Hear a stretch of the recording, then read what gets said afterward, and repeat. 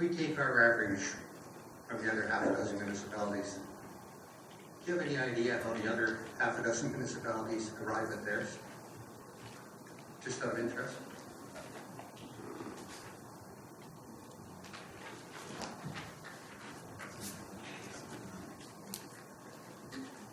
Through the Mayor to Council Brooklyn, there are a variety of methodologies that are incorporated. Some use CPI, some will do their own comparisons, not necessarily with this group. Some would have policies that would establish how the rates were, so there would be a variety of methodologies. Thank you very much. Any more discussion? Seeing none, I'll call the question on the motion. All in favor? Opposed? None are opposed. That carries unanimously. Thank you. All right, item 8, budget reduction options. This is the main report we were looking for from the last meeting ago. Over to our Chief Administrative Officer.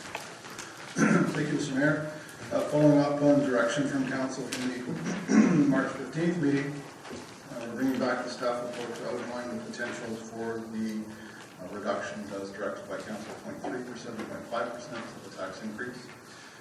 We outlined in the report that's understood as being a reduction of budget to 2.95% increase and 2.75% increase. Also, as outlined by Council, the grants are outside of this discussion will be considered at the meeting on April the 19th. There's three, I guess, parts of significance in the report. The first is that staff has spent some time reviewing revenue and expenditure estimates, and based on some new information, as outlined in the report regarding the trust levy and the Greater Vancouver Public Library levy and some less conservative approaches to revenue projections, we have made some changes to the revised to the 2016 proposed budget, as outlined in the first section of the chart in the staff report, which is on page 27 of your agenda, bringing the tax increase down to 3.13%. Following that, the report outlines the two potential options for reaching the 0.5% reduction. The first, to reach the 0.3, as outlined in the report, it's looked at the protein resource requests and made reductions to some of those requests. The criteria that we used to do that reevaluation was really focusing on reductions to the requests that in those areas were providing new or additional service levels, and attempting to maintain those that were requests for additional resources that were really maintaining existing levels. That first, and as outlined in the report, there's a number of implications of those reductions that Council should be aware of. However, that option, and combined with the first section of the chart, does get Council to the desired 0.3 reduction. Beyond that, option 2 is outlined, which is, I guess, similar to last year, a re-examination of our infrastructure sustainability targets and our process in reaching those targets. And as outlined in the report, we've done some analysis that shows we can meet those targets while undertaking a little bit of a reduction for 2016. So the tune of about $199,000 in capital works. That brings the third and final potential option for Council to reach the 0.5 reduction and 2.75% increase. So those are the options available to Council, and we'd be happy to answer any questions you have. Thank you. Councilor Vidoni and then Councilor Haynes. Thank you, Mr. Chair, for you to see who. Since we are having have a revised budget increase projection of 3.13, we see at the top of page 27, then if we go down to option 1, should it not be reduced to 2.82, not 2.94? If we take the 0.31 and subtract it from 3.13, it comes to 2.82. So the reduction that has already been accomplished in the review is not reflected in the end product of option 1 and option 2. option 1 should be 2.82, and option 3 should be 2.63, if they're fully effective. That's correct. It's a cumulative total that's being shown. So to reach the 0.3, it's a combination of those adjustments to the budget outlined in the first section of the chart, plus the reductions. That gets you to the 0.31 reduction. Oh, okay, so that 0.31? Yes. Then also, the initial reduction to 3.13 is somehow included in the subsequent figure? That's correct. So Okay. it's a, what, 0.2, less than 0.3 in the service reduction section. Right. Cumulative with those adjustments Okay. brings it to the 0.31. So it's actually somewhere around 0.18 or 0.19. Thank you. Thank you, Councillor Haynes. So, I'd like to make a motion at the moment, but just before I do, I'd like to clarify what I mean by just had to confirm from Eagle Eye, but this is the figure there, 2.75, it's not 2.63. And it is the figure 2.94 and 2.82. So these figures on the right-hand side are the big numbers, because That's correct. they're rolled in accumulation. I would draw your attention to the options as outlined on page 26, which helps, I guess, understand the cumulative nature of them. Very good. So then I'd like to move, and if there's a second, I'd like to speak to it. We go with option 3, which is to incorporate the additional option 2 reductions of 0.19, so that we have a tax lift of 2.75. If there's a second, I'd like to speak to it. I'll second it. I really appreciate, I really appreciate the work the staff has done to get us to this position. And as I processed the information, it was clear that on the year we had a budget surplus of just over $2 million. So the reduction here that we're looking for, $532,000, is only 25%, 1/4 of last year's surplus. Such that if this year rolls forward, similar to last year, then there may be a surplus at the end of the year of 1.5 million. And then we would work as we did this year to assign that to different budgetary items. So I would be very comfortable thinking that this budget that's been proposed to us is very workable, it's very achievable, and according to the statistics inside the series of reports here, we may in fact have a surplus in there, embedded in there, of around 1.5 million. I realise that's speculative, we won't know till we get to the end of the year, but given past projections, it's a reasonable speculation. So if my colleagues agree, I think this would be a very good budget to take to our residents in Sandwich. And we have heard the call for relief from consistent tax lifts. And I greatly appreciate the work the staff have done to bring us to this point. Thank you. Councillor Nerman. Thank you, Mr. Mayor. I also thank staff for the work done. I think I can support this in terms of the fact that we are on track in a number of areas to stabilize the budget, and we're also moving towards, albeit a little more slowly this year if this passes, the position of getting our infrastructure funding in this sustainable position. One of the things, whatever happens to this motion, whether it passes or not, I think we need to really let the public know that part of the budget increase, if this passes, it would be around 0.56%. If it doesn't pass, it would be 0.75%. It comes from our attempts, and our very laudable attempts in my mind, to catch up with infrastructure funding. That infrastructure funding fell behind because councils in the past, to be quite blunt about it, simply did not, in an attempt to keep taxes, I would say artificially low, did not properly fund the maintenance and provision for replacement of infrastructure. That's really not a desirable thing to do. You wind up with infrastructure that is aged, that has all sorts of emergency repairs, which are more expensive anyhow, and creates all sorts of dislocation. So I think what we're doing is very responsible. I am assuming, and I would ask staff, if they are comfortable with a certain reduction in that funding this year, essentially 2.56% rather than the full 0.75%.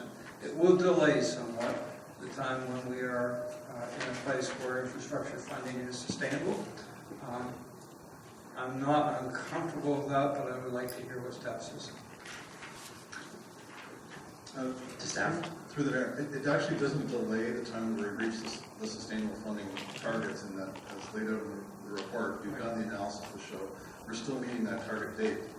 What it does is it reduces the amount that we're spending on infrastructure, so it delays the actual work of doing some of that replacement work, which, as outlined in the report, it sort of pushes some of the backlog, although relatively small, again into the future, and additional work that has to be done. So it's more about the spending than the taxing. Honestly, I would see it as a bit of a delay because that infrastructure is subject to emergency repair and so forth during the time. But if staff's comfortable, that's fine. Councilor Price, and then Councilor Brown. Thank you, Mr. Mayor. I support this motion. I think it is a responsible motion. It's certainly not draconian, and we didn't hear from our community that we wanted draconian measures taken. Our community wants us to maintain the highest level of services that we can, but at a level that they can afford. And that's the challenge, that's the balance, and I want to thank the staff for having gone back and just sort of checked every area to find where there was some additional changes that could come to this motion. I would just sort of say to colleagues, before we start patting ourselves on the back, we have another important meeting that will be following this next week. We could blow a hole in all of our good intentions if we did not maintain the rigor when we are looking at the community grants that we have asked staff to go through when they're looking at this budget. So just a signal that I will certainly be mindful of this meeting and these responsible recommendations that have come to us when we are reviewing the community grants. Thank you, Councilor. Councilor Brown, and then Councilor Rowe. Thank you, Mr. Mayor. I too want to thank staff. I've gone through a number of budget years, and staff in this municipality have always rolled up their sleeves to find areas where we could create some opportunity, reduce some of the taxes when asked by council. And I think with these reductions, even with the capital budget on drainage and transportation, I was pleased to hear that it's not going to impact our time when our enhanced infrastructure program will be completed. It's just going to move some projects into another year. And considering how much engineering work that engineering has been doing this year, it might be actually a bit of relief, but I don't know that. And I too want to remind everyone about the grants. We have to be very strong because, as I said when we got into this debate, I'm not willing to put more money into a grant program when we've asked our staff to look at their work and reduce their budgets, and their budgets are what the public are asking us to maintain. Sewers, roads, drainage, parks, all those sorts of things. So again, when we get to the grants, I'm going to be very strong as well because staff have come up with solutions and I'm pleased. We always ask them to go back and look and see where they can find some, and I agree that in the past, council may have cut some areas, as we heard, IT maybe too much, and so I think this reduction scenario is reflective of what we asked staff for. But remember that we have the big grants program coming in. Last time I looked, it was $1 million overall. Thanks. Thank you, Councilor. Councilor Whitland, and then Murdoch, and then Sanders. Thank you, Mayor. I do support what we have before us here, and I guess when I think of the statement that we meet quite often, we'll defer some until next year, and I guess I also believe next year will bring its own situations And it's interesting, last night, we talked about $10 million for the Shelburne Street. That's one street. And if you want to break that into 15 years that we pay for it, it's still a lot of money each year. And so we will have our costs.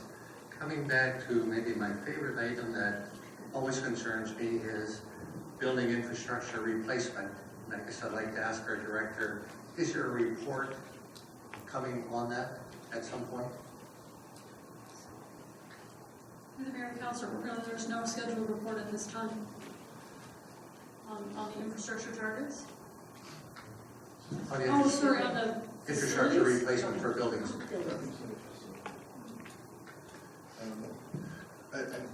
Through the mayor, I think you're referring to facility replacements, building replacements such as this building or others. And there is quite a bit of work going on through the engineering group, where we're doing studies of most of our significant facilities, and there will be a report coming forward later this year that will outline potential options for council and a long-term plan on facility replacements, upgrades. Great. And I think when that report does come, we'll either ignore it or if we address it, I think there again we'll have some serious costs that we'll be looking at. Thank you very much. Thank you. Councilor Burbank? Thank you, Mr. Mayor. I appreciate the work that's been done here. I think that most of the recommendations are really good ones. I won't be supportive of the reduction, particularly with respect to drainage and transportation. To me, the idea of deferring just means we're going to incur larger costs down the road. I think, infrastructure is a classic example where it's $1 million a day, it's $1.5 million in 2 years, and it's going to be $2 million in 5 years. We're only talking $200,000, but if we do that over and over again, we're getting exactly into the same situation that Councillor Durham described with past councils. So I think that we could have achieved a supportable budget without taking that additional step, and I'd be quite happy to have defended the 2.94%. I'm also a little bit, incredulous about legal services. Reducing the legal services budget by $70,000 is a bit like throwing up your pants with the intention of losing weight. You really don't know what's going to happen, and we may well find ourselves in a situation where we're going to have to add that much more back into the budget. I suspect the same can probably be said in other areas, but that one struck me as a bit questionable whether or not that's achievable. It really is driven by circumstance of the year. So I won't be supporting the recommendation purely on the basis that I think we could have gone with the scenario that took option 1, which took us to 2.94%. But that said, if this is successful and it does form the instructions that we give to staff this evening, I would be supportive of the final budget when it comes to this. Thank you, Councillor. Councillor Sanders, and then Councillor Fran, I see you. Thank you, Mr. Mayor. I actually don't think I could manage that one. So I had to pronounce the lose weight. I just want to thank staff for following what we've asked them to do. It's still a bit laughable. So I'll be supportive of this, and I must say that Councillor Murdoch's words were very similar to what I thought. In the essence that we've asked for this, I will be supportive of, but I do think that, to cut back on the drainage and transportation could possibly come back to bite us later on. And the same with legal services. However, I'll support this time, and I honestly do believe next week we must follow exactly what we've asked staff to do, and be very careful, and we're dealing with the grants, because that's a very difficult one, and it's hard to be. I'll use the word ruthless, which probably isn't that. I will be supportive. Thank you. Councillor Fran? Thank you, Mr. Mayor. I seem to be a little confused. Can I just ask for clarification? The option 2, does that include all of the items of option 1 as well? Yes. Yes, it does. Okay, I will not support this, and I'll tell council colleagues why. When we set the target back in June, I believe it was, with the Director of Finance, we asked him to come back with a budget that was in this range. And so to now all of a sudden politically say we want to lower it, I respect that, that's what we're doing, but it's a little unfair to staff to then say we wanted it not lower, when we set in June what we wanted it to be. If we want a tax lift that's going to come in at 2, 1.5, 2.5, whatever it is, we need to do that when the time is right to do that, and that'll be in June. So when we get the package in front of us to say, let's look at what we want next year's tax lift to be in June, that's when we set it up, what we're going to have. We don't go through this process of cutting it down. My opinion, and I appreciate that, I actually went out and talked to about 50 to 75 residents, admittedly in the northern half of our municipality. I went out and I asked them, I explained to them that we're going through a budget process, and the two options are either to sustain and have approximately 3.25% tax lift, or we could look at cutting some services, doing some belt tightening, and have a lower lift. Every single person said, please maintain the services. And if you recall, I was at this table a couple weeks ago saying, I'm not afraid of potentially doing some service cuts. So I was really surprised. So if that is to truly affect me, as I believe it should as a councillor, listening to the residents of my community and representing them, I appreciate we've had a very smart woman speak to us about the desire to have a lower tax increase tonight. We get the occasional email from people who are engaged, but for me, talking to 75 residents and unanimously, that's weird. You'd think at least one or two of them would say, lower my taxes. I can't support this. I think 3.25% to live in the best municipality in Canada is worth supporting. And when I start seeing people say, how dare you raise my taxes to maintain the services and make little enhancements, I'm really upset that we're going to defer the 2 youth leader program. When we were so pumped about our leadership, our youth program, we heard from the youth engagement strategy, and we were like, wow, this is awesome. The mayor was so bold as to say, make your request now. And here we are, when there's not a full room, we're going to kind of just say, well, sorry, not this year, folks. It also bothers me that at the end of this budget cycle that we've just finished, we're putting $2 million in the bank, or we're spending it on something else.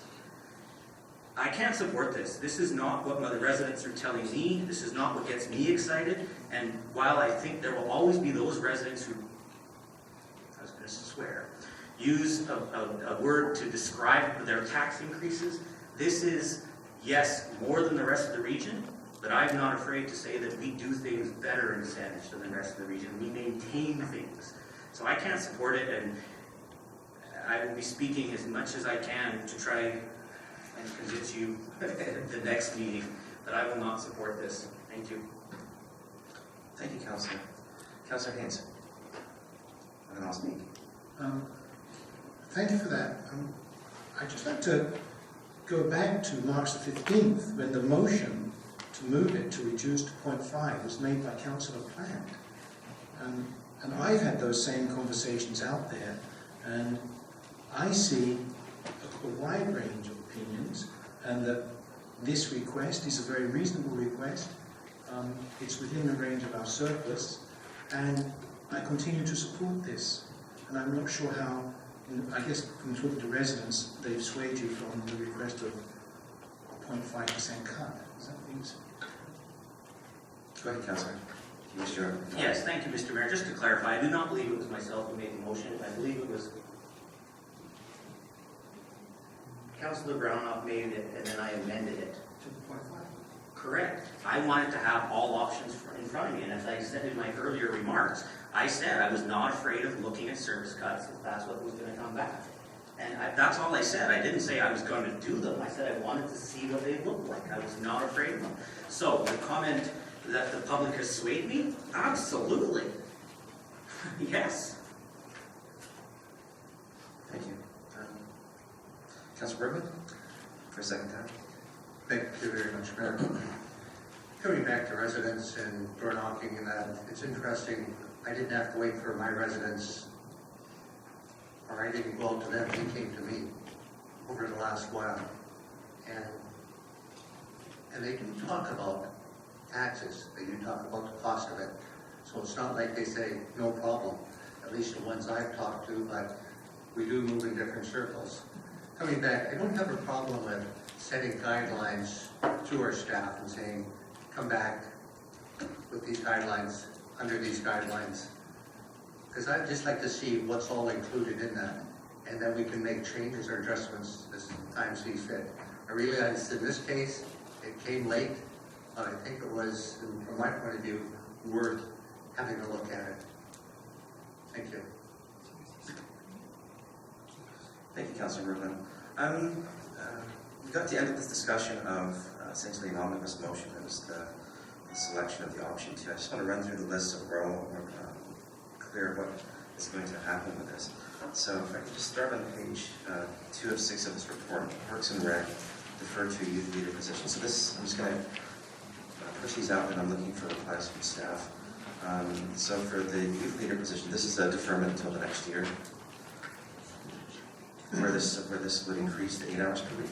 It's a deferment of 2 of the 4 positions that were requested. So the original request was for 4, so it's a reduction to 2. So we reduced a little bit on the implementation of the plan for 2016, and then in 2017, council should expect an additional resource request to top that up. Okay, thank you. Assuming this is approved. All right, thank you for that. Second one, Parks and Recreation Building Service Worker. This is for an additional worker at the Sierra Rec Center.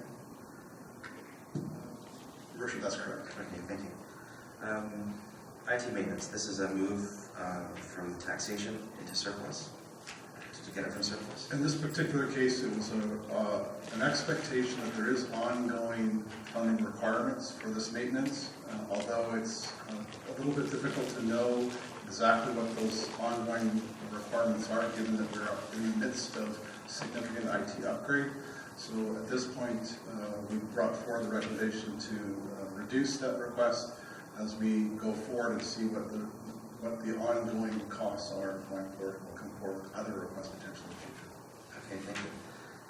On the next page, 3, planning building inspection. This is another deferment of this project. This one has been around a while. It's all about storing documents, and it really would be deferring it to subsequent years. Okay. For how long has this been a need that we've been putting off?